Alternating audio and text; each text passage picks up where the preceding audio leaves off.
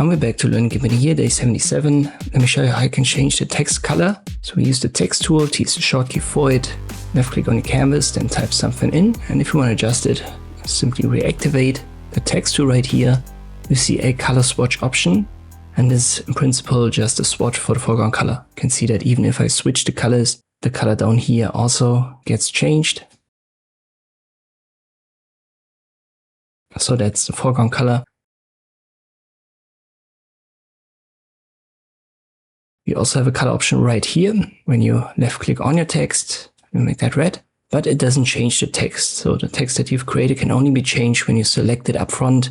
For that, you use the text tool, left click and drag on what you want to select. You can also left click on your text element and then press Ctrl A, which is going to select it all.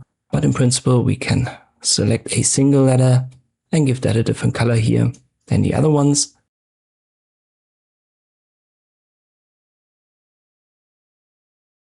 Let me create another text element, and here you can see if I set the color up front, this is the color our text is going to get. So the color swatch here for the type tool, the text tool, this is only a set color for what is selected or what you're going to write. But once you've written text, once you've created text, you have to select it to recolor it. In principle, you can also use the bucket fill tool, but you can see down here, text layer must be rasterized before we can use it.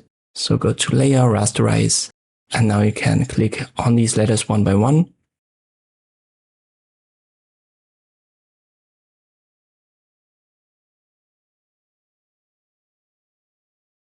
As I've shown you in one of the earlier tutorials, when we've got it rasterized and we want to edit it afterwards with the text tool, it's going to switch back when we use edit anyway. So we're going to lose the adjustments, in this case the color adjustments. Keep that in mind.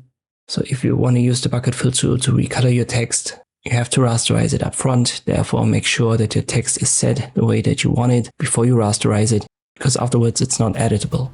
And this is how you can recolor text in Gimp. I hope this video was helpful. Thank you for watching, and I'll see you next time.